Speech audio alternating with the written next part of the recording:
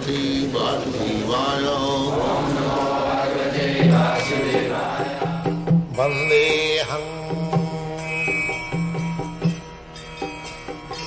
Sri Guru Sri Juta Padakamalam. So the yogis and other methods, they are trying to control the senses by force. I shall go to the Himalaya.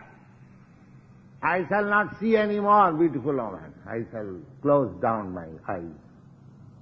These are forceful. You cannot control your senses. There are many instances. You don't require to go to Himalaya. You just remain in Los Angeles City and engage your eyes to see Krishna. You are more than a person who has gone to Himalaya. You'll forget all other things.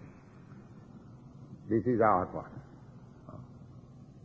Don't require to change your position. You engage your ear for hearing Bhagavad Gita as it is. You'll forget all nonsense. You engage your eyes to see the beauty of the deity, Krishna. You engage your tongue for tasting Krishna Prasada. You engage your legs to come to this temple. You engage your hands to work for Krishna. You engage your nose to smell the flowers offered to Krishna. Then where your senses will go? It's captivated all round. The perfection is sure. You don't require to control your senses forcibly. Don't see it, don't do it, don't do it. No, you have to change the engagement, the status. That will help you. Go on. First of all, it is already explained that one may externally control the senses by some artificial process. But unless the senses are engaged in the transcendental service of the Lord, there is every chance of a fall. Although the person in full Krishna consciousness may apparently be on the sensual plane, actually, because of his being Krishna conscious, he has no attachment to or detachment from such sensual activity. The Krishna conscious person is concerned only with the satisfaction of Krishna and nothing else.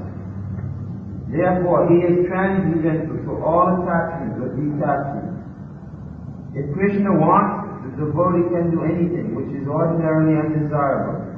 And if Krishna does not want, he will not do anything which he would have ordinarily done for his own satisfaction. Therefore, to act or not to act is within his control, because he acts only under the dictation of Krishna. This consciousness is the cause of mercy of the Lord, which the devotee can achieve in spite of his being attached to the sensual platform.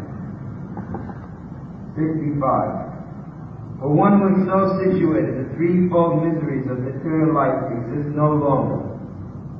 In such a happy state, one's intelligence is steady. 66. One who is not in transcendental consciousness can have neither a controlled mind nor steady intelligence, without which there is no possibility of peace. And how can there be any happiness without peace?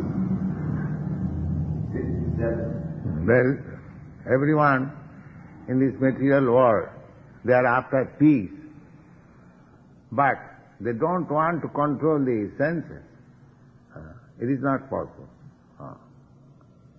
Just like you are diseased and doctor says that you take this medicine, you take this diet, but you cannot control. You are taking anything you like against the instruction of the physician. Then how you can be cured? Similarly, we want cure of the chaotic condition of this material world. We want peace and prosperity. But we are not ready to control the senses. We do not know how to control the senses. We do not know the real yogic principle of controlling the senses. So there is no possibility of peace. Kuto shanti ajukta. The exact word is there in the Bhagavad Gita. If you are not engaged in Krishna consciousness, there is no possibility of peace. Artificially you may try for it. It is not possible.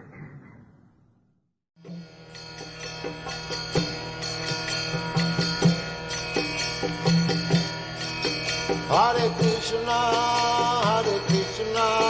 Krishna Krishna, Hare Hare, Hare